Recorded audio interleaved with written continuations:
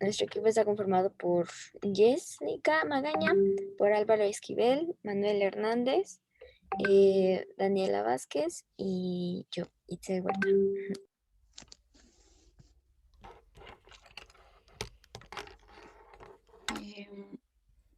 En el capítulo, en la primera parte del capítulo nos habla sobre esta película y se supone que desde que empieza diciendo que desde que entró el tren en la estación de la ciudad en 1895, el cine estuvo aliado con la realidad y por lo tanto con el documental. ¿Le puedes dar play, porfis?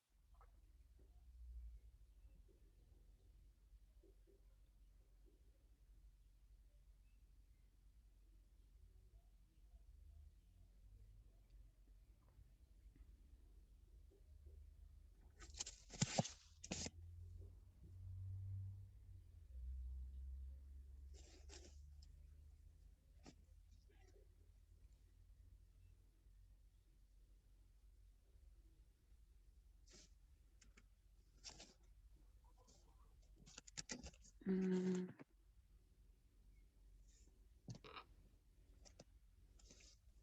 película francesa dirigida por los hermanos Lumière en 1895. Es considerada una de las primeras películas proyectadas al público y se considera pionera en el lenguaje cinematográfico. Se dice que la reacción del público fue de miedo, ya que los espectadores no estaban acostumbrados a ver imágenes en movimiento. Creían que el tren iba hacia ellos, por lo que hubieron personas que incluso tuvieron que abandonar la sala.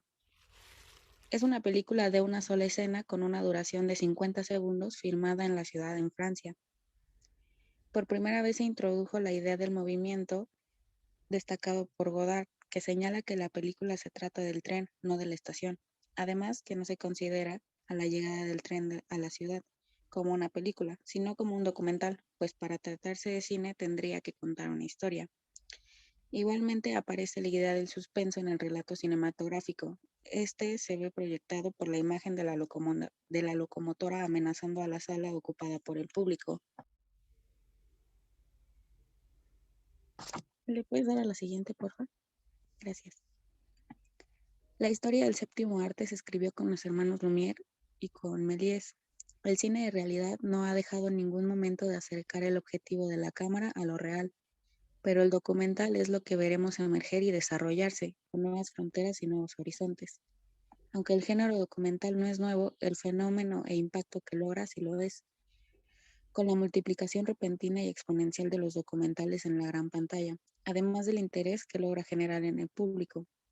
Con el siglo XXI llega la hora de la venganza de los hermanos Lumière.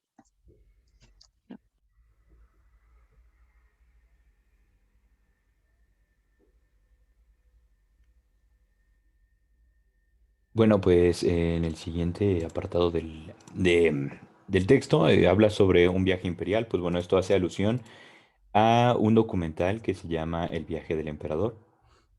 Este documental, ¿le puedes dar a la siguiente diapositiva, por favor? Ese documental, pues bueno, fue uno de los 532 que se distribuyeron en Francia en el año 2000. Y pues bueno, perdón, para 2005, lo siento, perdón, para 2005, de aquellos 532 que bueno, fueron distribuidos en Francia para sus diferentes premios que había en aquel entonces. Y pues bueno, el viaje del emperador fue uno de los más emblemáticos en aquel entonces. Eh, Visto aproximadamente por 1,9 millones de espectadores en el 2005, que en aquel entonces pues obviamente no estaba tan desarrollada la industria del documental o no se veía con tanta fuerza dentro del cine como fue hasta esta época. También una de las más emblemáticas de ese entonces fue la película de Rise, la cual tuvo 150,000 espectadores. La pesadilla de Darwin, perdón, que es la portada de color negro con rojo, tuvo 320,000. Y pues bueno, como ya les comentaba, también el viaje del emperador fue la más vista por 1,9 millones y exportada también a poco o a muchas partes del mundo. Pues esta película logró recaudar 77 millones de dólares, superando de esta manera al Quinto Elemento, que había recaudado en su estreno 63 millones de dólares.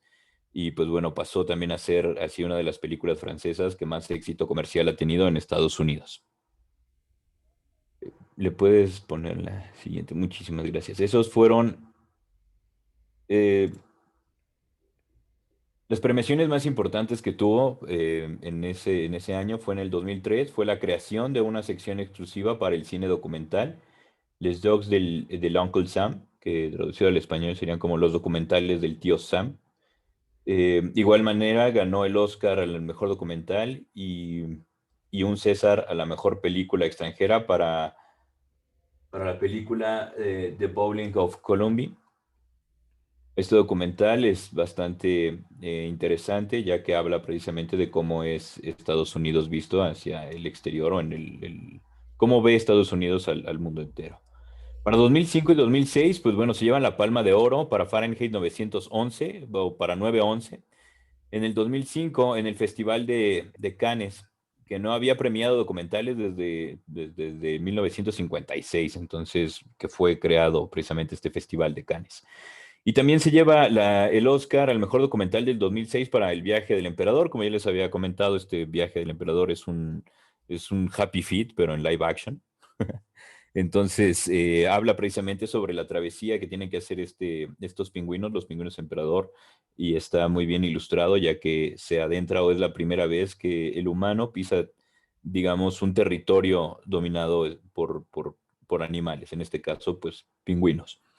Para 2005 y 2006, el Festival de Cine Policíaco de Cognac concedió su gran premio en 2007 por primera vez en 25 años, no a una película de ficción, sino a un documental, A Very British Gangster. Esto habla sobre precisamente las mafias o una mafia, una célula de mafia que existe en Inglaterra, que igualmente retrata esta célula como si fuera un documental de los años 50, ya que está en su totalidad grabado en blanco y negro. También es bastante interesante. ¿Le podrías dar a la siguiente lámina, por favor?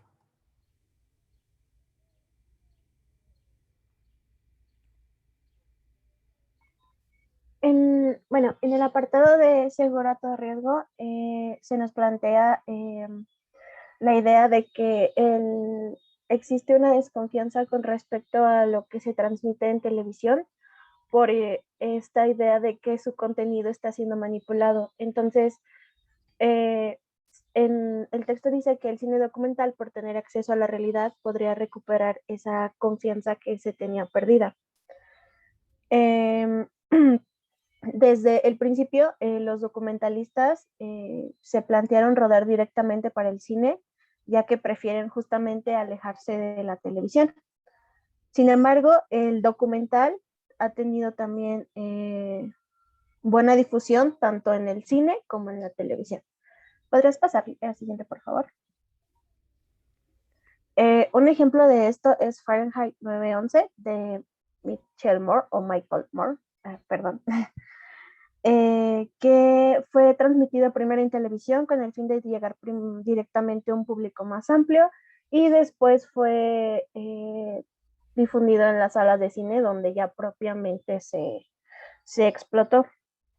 Cabe mencionar también que muchos documentales no nada más conciben difundirse en televisión y en el cine, sino también recurren a un tercer medio que es el DVD. Tal es el caso del documental de Mondovino de Jonathan Noster, que debido a su éxito tuvo una versión íntegra de 10 horas en un DVD. La siguiente, por favor. Se nos explica que el documental tiene 3 transformaciones sociales y culturales. La primera es la respuesta a la desaparición y desestabilización de referentes y al vacío ideológico, por ejemplo, el bien y el mal. La segunda es la ideología de los derechos humanos ampliada a los derechos de la tierra, es decir, la protección de las especies y conservación de los recursos naturales. Y la tercera es que llegan a proponer el regreso confortable en el que se aprendía por medio de los documentales. La siguiente, por favor. En el texto también se nos habla sobre el cine consensual, que es un cine humanista, en donde se habla desde la salud hasta la geopolítica, desde la supervivencia de las especies amenazadas hasta las zonas sombrías de la historia. Después está el cine hipermoderno, que es intrínsecamente liberal y moral, en donde se denuncian los estragos del liberalismo intrínsecamente liberal y moral. Y por último, el neodocumental, que da con que expresa el fin de los grandes sueños colectivos y de los profetas de la modernidad triunfante, en donde da a conocer mejor el presente para rectificar sus derivas y sus excesos. Busca un refugio en el pasado imaginario e idealizado. La que sigue, por favor.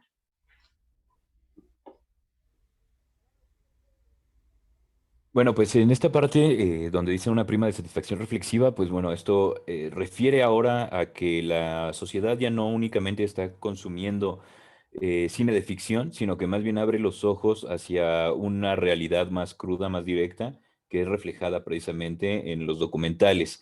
Esta realidad la guía hacia varios documentales, o bueno, más bien hacia una necesidad de poder tener ya un cine reflexivo, un cine que realmente lo lleve precisamente, como dice el título, a una satisfacción reflexiva, ya que empezamos a tener un consumidor completamente consciente, un consumidor que ya no únicamente se va a dejar guiar por fantasías, sino que empieza ya también a cuestionar todos y cada uno de los aspectos sociales y culturales que tiene a su alrededor.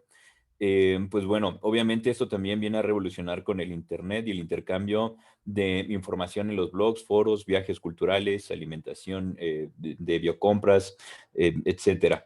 Eh, Sin embargo, pues bueno, empiezan a surgir varios cineastas de este género del documental, como es Carl Zero, con una de sus películas, o bueno, más bien uno de sus documentales rodados que se llama En la piel de Jacques Chirac, que bueno, pues esto nos deja ver precisamente cómo esos pequeños entresijos o aquellas como rendijas que deja el poder y tener la impresión precisamente de que se comprenden sus mecanismos. Sin embargo, pues bueno, siempre va a quedar esta parte de a lo mejor no están mostrando todo el pastel y precisamente por eso es por lo que empiezan a surgir también todos estos foros y demás debates en una sociedad ya más consciente gracias a todos estos documentales que están surgiendo. De la misma manera, su fuerza económica de choque, la experiencia de campo que realiza Morgan Spurlock en Super Engórdame o en inglés Super Size Me, es un documental precisamente en donde el mismo director se está prestando a mostrar en su propio cuerpo los estragos que deja la comida rápida, en este caso como McDonald's, en esta primera fase, ya que posteriormente hace una segunda parte de Super Size Me 2, la cual ya muestra en diferentes restaurantes de comida rápida. Él empieza a mostrar precisamente las pruebas que llevan físicamente en la pantalla y pues bueno, también su lado pretencioso, que es obviamente pues como hacer conciencia de una manera bastante dura en cuanto a cómo puede afectar esta comida rápida en tu cuerpo. Posteriormente, pues bueno, África sufre los prejuicios de la mundialización y tal como lo explica el señor Hubert Sauper en La pesadilla de Darwin, obviamente este documental también fue multipremiado anteriormente y pues bueno, en esto se van ejemplificando los mecanismos de la relación, la introducción en un lago de Tanzania de un pez depredador que agota sus recursos naturales con un comercio que explota a las poblaciones locales en beneficio del mercado europeo y con un vasto tráfico de armas internacional. Esto obviamente permite al espectador darse cuenta de cómo es muy entrecomillado, la realidad de estas personas que viven ahí en Tanzania. Sin embargo, también claramente lo dice el director, que esto es únicamente una visión, una parte de la visión total de esta sociedad de Tanzania. Entonces, obviamente queda mucho ahí digamos, a la perspectiva del director hacia qué es lo que nos quiere mostrar en estos documentales. Un documental no va a ser siempre de una manera, digamos, tan central, sino te va a mostrar precisamente, como en toda película, el sesgo y la visión que tenga el director hacia cada una de ellas. Puedes pasar, por favor, la lámina. Muchísimas gracias. Muy bien. Bueno, en lo banal y lo íntimo. En este capítulo, Lipovetsky comienza a hablarnos sobre el término de democracias hipermodernas, un término que surgió gracias al desarrollo de lo que él llama una segunda revolución individual, en la que influyen cuestiones psicológicas y sociales que influyen en el consumismo. La necesidad de gobernarse solos, de divertir con la religión, la familia y la sociedad, engloban al individuo en su propia autonomía. Esta cuestión se ve reflejada en los documentales, en su dirección y en su elección. Antes que nada, me parece pertinente aclarar que la primera revolución individual a la que se refiere Lipovetsky es aquella que está centrada en el individuo y remonta a la época del Renacimiento y la Edad Moderna, en donde entraban las consecuencias de la propuesta de Martín Lutero. La filosofía se centró en las personas, pero se oponía a la importancia de la estructura de la iglesia, de los gremios, de la comunidad de la época medieval. Y pues varios siglos más tarde surgió esta segunda revolución individualista que comienza a partir de la segunda década del siglo XX y se consolida después de la Segunda Guerra Mundial. Se trata de una mutación social, económica, política y cultural global que conlleva una sinergia combinada de organizaciones y varios significados de acciones y valores. Comienza a hablar también de un neoindividualismo, el cual está conformado por un culto al cuerpo, a la salud, a la autonomía subjetiva, aludiendo a esta como una obsesión narcisista. Se toman en cuenta aspectos normalizados en la vida cotidiana de las personas. em, Como cuidado personal, la salud, deportes, etcétera, y hacen que se identifiquen con los personajes, dando relevancia a lo que personas normales pues saldríamos a hacer, solo que ahora presentado en la pantalla grande. Esto está también relacionado con una cultura individualista y psicologista. Pues ahora cualquier persona puede ser foco de interés cinematográfico y se rompe con un esquema jerárquico que solía antes seleccionar sobre quiénes podrían ser o quiénes podrían aparecer en una película. Entonces, pues esto se va demostrando también en la elección de los documentales por parte de los espectadores, al poder tener referencias tan cotidianas, tan normales que nosotros mismos vivimos, pero ahora presentada por otros actores. Y eso a su vez crea una relación cercana que hace que realmente no haya tanta distancia. Esto también se apoya gracias a la libertad de la imaginación subjetiva, donde nos incluyen como en esta vista del personaje y de alguna manera pues el espectador interpreta las acciones de los personajes. Am, También esto se suele hacer como una cultura individualista y psicologista, em, que a través de la imaginación subjetiva narra la realidad de una manera más personal, con su libre interpretación y, pues, bueno, ya lo que he mencionado de la reducción de diferencias entre las personas.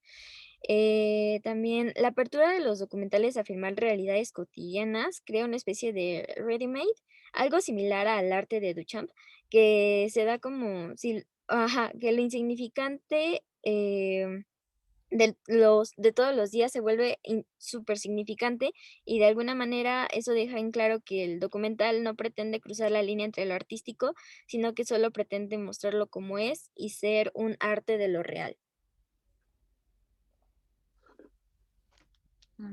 Ok, en Los hombres de la cámara nos empieza diciendo que un arte en bruto es inevitablemente ensamblado y construido, y nos invita a hacernos la pregunta de cuál es la relación de la película documental con la realidad y correlativamente con la verdad. Nos dice que en la ficción siempre han habido elementos de la realidad, asimismo en el documental hay elementos de la ficción. Lo específico del documental es describir la realidad. ¿Puedes darle a la siguiente, por favor? Ok.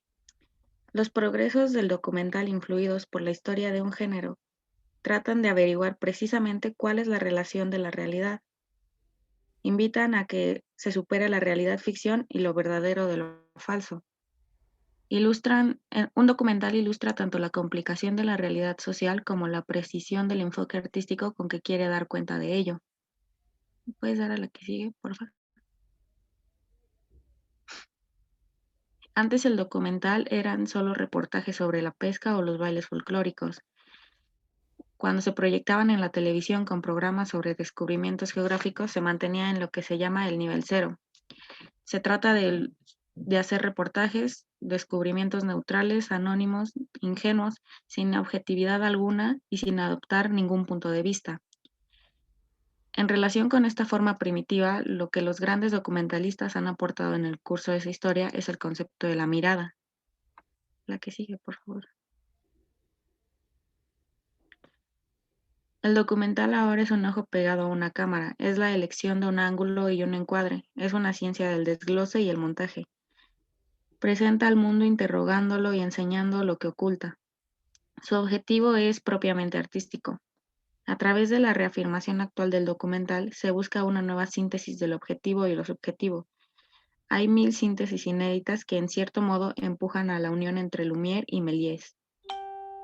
La que sigue. Bueno, aquí nos habla de la reconstrucción de la realidad y bueno, principalmente se nos menciona un personaje o una persona que es la que realizaba documentales, que es Raymond Depardon, que se le mencionaba como un ejemplo, que era un observador del mundo y de la sociedad de los años de 1970 a los 2000. ¿Por qué? Pues porque va de África a una sala de urgencias de un hospital psiquiátrico, de una comisaría a la sala tribunal de los perfiles de París o a las semblanzas rurales. Digamos que va de un lugar a otro, no es algo, por así decirlo, lineal. Entonces, eso es algo que llamaba mucho la atención, pero lo hace proponiendo por el objetivo mismo que persigue, una concepción del mundo que refleja en su forma de componer o de construir o elaborar una película. Es decir, pues en su forma de trabajar la realidad como un material cinematográfico y también de introducir un relato. Se le mencionaba en el mismo capítulo que esta fuerza narrativa del documental, practicando de este modo, se explica que se puede considerar a estos realizadores, pues algunos verdaderos directores de cine, porque cuyas películas que se van a ver eh, son una obra de ficción prácticamente. Además, también se mencionaba que cineastas como el que ya les mencioné de Pardón o Agnes Barda trascienden las fronteras y confunden adrede sus referencias. Sea como sea, el hábito de sus películas pues inculcaban al público la abolición de las clasificaciones genéricas. El documental, pues en el documental no se margina y ya, o sea, digamos que en la comedia o en algunos policíacos llega a ver este tipo de cosas, pero en el documental no. Es un género capaz de pues, llenar una sala y complacer a un público, que al verlo tendrá una sensación de que le han contado una historia al fin y al cabo. A la siguiente, por favor. Y bueno, también nos menciona que lo que hace unos años habría estado pues en la esfera de un simple reportaje, hoy se ha promovido gracias a productores que influyen a las tendencias y que a realizadores que no tienen miedo de seducir al público mayoritario. Pues la categoría de cine con los derechos está promoviendo al público lo que éste espera, una verdadera historia que es mucho más que que una historia verdadera. La que sigue. Y bueno, en el subcapítulo de mirada militante, mirada íntima, tenemos claro que el documental propone contar la realidad. Sin embargo, un relato nunca es neutral y gran parte de los documentales tienen la finalidad de convencer. Por ello se les califica de militantes, porque pierden la perspectiva objetiva y en ocasiones se les considera propaganda ante determinadas ideologías. Se da pauta a cuestionar sobre los límites de la imparcialidad. Y pues bueno. Esto ha sucedido, por ejemplo, con la grabación de Olimpiada de Leni Riefenstahl, un personaje de los Juegos Olímpicos de 1936, quienes algunos consideran un himno nazi. Eh, pues es complicado cuando, sobre todo cuando se cuentan pues aspectos históricos, porque suelen tener interpretaciones con la que pues no ciertos gobiernos o ciertas personas podrían estar de acuerdo. Sin embargo, pues esto va creando una narración que de alguna manera se vuelve compleja a pesar de verse tan sencilla. Es decir, técnicamente la forma de hacer los documentales ha avanzado. No es la típica voz en off que nos va presentando imágenes. Entonces, esto ha creado que sea más compleja en su forma de realizarlo, pero a su vez va teniendo un sentido más íntimo y eso es lo que hace que nosotros como espectadores la sintamos como más sencilla o más natural, aunque para ello pues haya implicado un proceso complicado de realización. Em, y bien, también tenemos que en ocasiones, sí, bueno, el documental, al igual que en el cine en general, se presta para compartir ciertas perspectivas a través de la pantalla. En este caso, pues hay diversas referencias de otros artes que se pueden ver pues transmitidos o pues ejemplificados en algunas películas. En este caso, hay una película llamada Bosquejos de Frank Gehry de Sidney Pollack, quien muestra a un arquitecto en relación con su arte, donde pues es complicada la manera de llevar sus dibujos a la realidad, pero no deja de ser una manera de la que el artista pretende mostrarnos. De igual manera, en Lipovetsky nos habla sobre Los espigadores y la espigadora, una obra de Agnes Barda, en donde pues se tomen en cuenta aspectos que otras personas no hubieran tomado en cuenta, pero que él sí lo hizo y esto a su vez pues permite interpretar que el documental hace algo muy similar. Otra manera de hacer un cine documental es mostrándolo a través de la perspectiva de un familiar de nuestro personaje y pues eso hace que haya una línea interesante entre lo objetivo y lo subjetivo. El recurso de la subjetividad en el cine ha implicado pues ha tenido mucho éxito para que sea el documental uno de los tipos de cine pues más consumidos, precisamente por esa cercanía que se ha ido comentado que se ve a través de la pantalla. Ok, y en el apartado de verdadero o falso, bueno, este trabajo y estas reflexiones formales dan un lugar a un maestro como Kiarostami, que a una obra totalmente arraigada en la ficción y al mismo tiempo en la realidad.